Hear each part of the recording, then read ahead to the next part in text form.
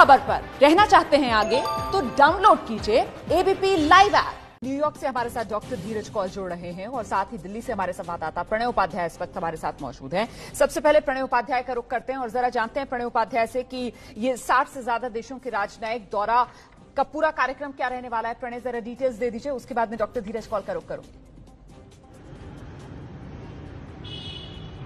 रोमाना, अब से कुछ देर पहले एयर इंडिया की स्पेशल फ्लाइट से करीब 24 राजनयिक, जिसके अंदर कई राजदूत शामिल हैं, उनका एक विशेष दल हैदराबाद के लिए रवाना हो चुका है। अब से कुछ देर बाद ये हैदराबाद पहुंचेंगे। हैदराबाद में इन्हें जीनोम वैली जाना है, वो जगह जिसे बास्केट ऑफ वैक्सीन कहा जाता है। भारत की जो वैक्सीन राजधानी है हैदराबाद, वहां पर तो वहां पर दो कंपनियां हैं। एक है भारत बायोटेक, जिसने कोवैक्सीन डेवलप किया है और वो उसने ड्रग कंट्रोलर जनरल इंडिया के सामने अपनी एप्लीकेशन भी दाखिल कर दी है इसके अप्रूवल के लिए। और इसके अलावा बायोलॉजिकल ई एक कंपनी है जिसके साथ ओहायो इनोवेशन डेवलपमेंट फंड ने कोलैबोरेशन किया है नई वैक्सीन टेक्नोलॉजी को लेकर। तो ये दो बड़ी और प्रमुख कंपनियां हैं जहां पर ये दोनों जो ये दल गया है ये दौरा करेगा।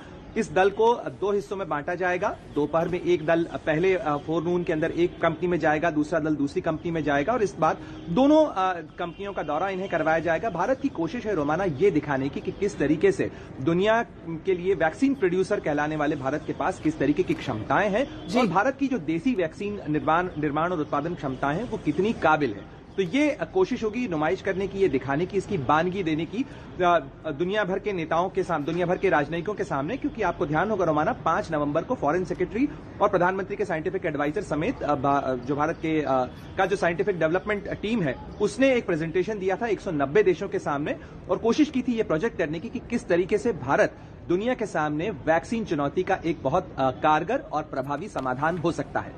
जी अब जरा सा डॉक्टर धीरज कौल का रुख करते हैं और समझते हैं डॉक्टर धीरज कौल से कि वैक्सीन के लिए दुनिया भारत की ओर देख रही है, उम्मीद भरी नजरों से टकटकी लगाए हुए। डॉक्टर धीरज कौल, यही समझी जा सकती है इस खबर को। नमस्कार, thank you for having me on your show. जैसे मैं पहले भी बार बार बोल चुका हूं कि भारत हमेशा से वैक्सीन मल्टीप्लिकेशन के लिए एक बहुत बड़ा हब रहा है, फार्मेसी का भी। और सबसे अच्छी बात है कि Bharat is one of the leading countries जो कि गरीब देशों को लो कॉस्ट में वैक्सीन प्रोवाइड करता है।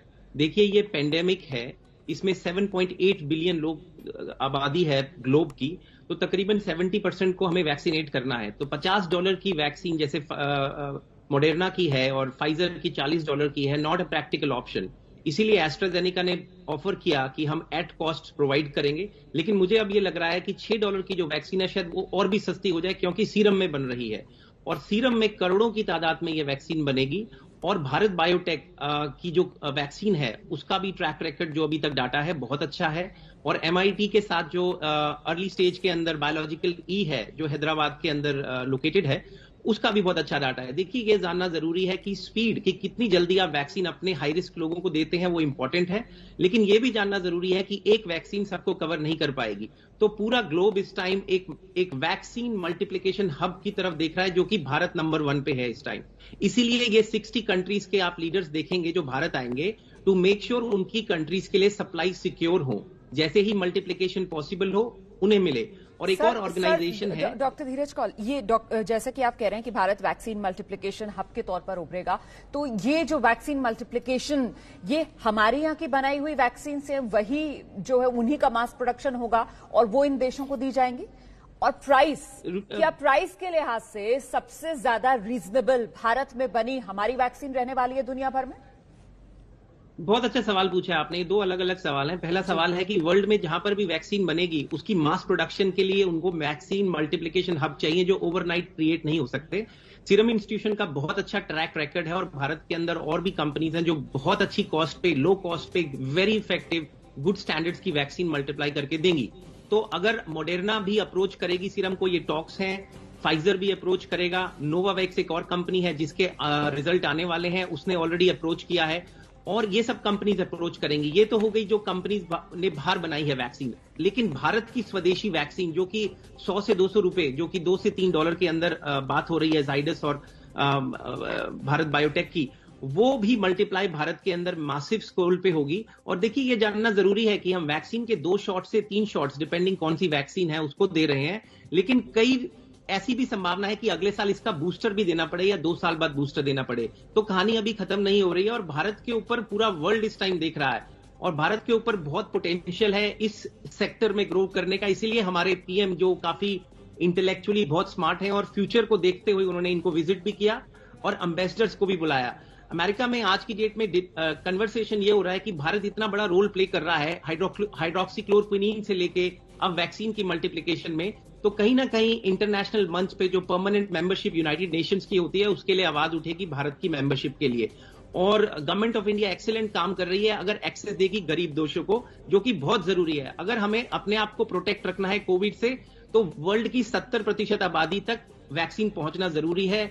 इसी को लेके Bill Gates, Melinda Gates, Covax, जिसने 3.2 बिलियन डोजेस का बीड़ा उठाया है, 700 मिलियन डोजेस अभी तक प्रोक्योर कर रही है 90 कंट्रीज, जो लो इनकम और लो मिडिल क्लास इनकम की कंट्रीज के लिए। तो सबको वैक्सीन मिले, इसी में सबकी भलाई है। और सर, क्या कॉस्ट के लिहाज से सबसे ज्यादा रीजनेबल भारत में बनी वैक्सीन ही रहने वाली है? इस सवाल का जवाब भी मैं आपसे लूंगी। तो कोरोना वैक्सीन पर आज दुनिया भारत का दम देख रही है। हैदराबाद पहुंच चुके हैं इस वक्त कई देशों के राजनयिक। तस्वीरें आपको दिखा देते हैं। ये हैदराबाद एयरपोर्ट की तस्वीरें हैं और आप देख रहे हैं राजनयिकों का ये बड़ा दल जो इस समय हैदराबाद पहुंच चुका है। हैदराबाद एयरपोर्ट पर उनका स्वागत करते हुए, और अब यहां से वो कंपनीज जो वैक्सीन बनाने में जुटी हुई हैं वहां का रुख करेंगे ये राजनयिक।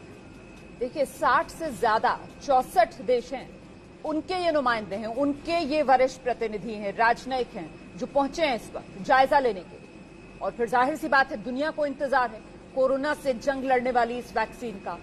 तो सब उम्मीद भरी नजरों से हिंदुस्तान को देख रहे हैं, क्योंकि जिस तरीके से डॉक्टर धीरज कौल हमारे साथ खास मेहमान जुड़े, वो भी कह रहे हैं कि भाई वैक्सीन मल्टीप्लिकेशन हब के तौर पर भी भारत की तरफ बड़ी उम्मीद से दुनिया देख रही है। ऐसे में डॉक्टर धीरज कौल, सबसे किफायती भी क्या भारत में बनने वाली ये वैक्सीन रहने वाली है? ये भी एक बड़ा अट्रैक्शन होगा इन राजनयिकों के लिए जो हैदराबाद पहुंच रहे हैं इस वक्त। बिल्कुल बिल्कुल सही सवाल पूछ रही हैं आप, क्योंकि देखिए जो कंट्रीज हैं ये तकरीबन 60 कंट्रीज हैं जो लो इनकम या मिडिल इनकम कंट्रीज हैं, और इनके लिए कॉस्ट बहुत जरूरी है। यूएस यूके के डेलीगेट्स आपको शायद नहीं दिखेंगे वहां पे, लेकिन African, sub Sahara Africa, south east Asia, eastern Europe, Asia, eastern Asia के आपको डेलीगेट्स दिखेंगे, जो जिनके लिए बहुत जरूरी है कि कॉस्ट इफेक्टिव दवाई वैक्सीन हो। और उस as of now India is the cheapest source, और चीपेस्ट के साथ साथ बहुत हाई क्वालिटी एज वेल, और इंडिया का इस एरिया के अंदर रेपुटेशन है। तो इंडिया की तरफ हर कोई इस टाइम देख रहा है। देखिए, सबसे चीप वैक्सीन जो अभी तक दिखने में आ रही है, जो as of now 3rd stage के पास है और अप्रूवल के कुछ ही 1-2 हफ्ते में दिख जाएगा, वो है मोडेर्ना की वैक्सीन, ये एस्ट्राजेनेका और ऑक्सफोर्ड की वैक्सीन जो भारत के अंदर सीरम में मल्टीप्लाई हो रही है, और उसके बाद भारत बायोटेक और जाइडस, ये 2 और कंपनीज हैं जो कि बहुत ही लो कॉस्ट में बनाएंगी। और नोवावैक्स की भी प्राइसिंग शायद अब रिड्यूस होगी जिस हिसाब से टॉक्स चल रही हैं। तो Bharat definitely number 1 when it comes to low cost vaccine as of now. बिल्कुल, बहुत बहुत शुक्रिया डॉक्टर धीरज कौल, हर बार की तरह आप आए और आपने इतनी जानकारी एबीपी न्यूज के हमारे दर्शकों को दी। प्रणय उपाध्याय का भी धन्यवाद हमारे साथ बने रहने के लिए तमाम डिटेल्स के साथ।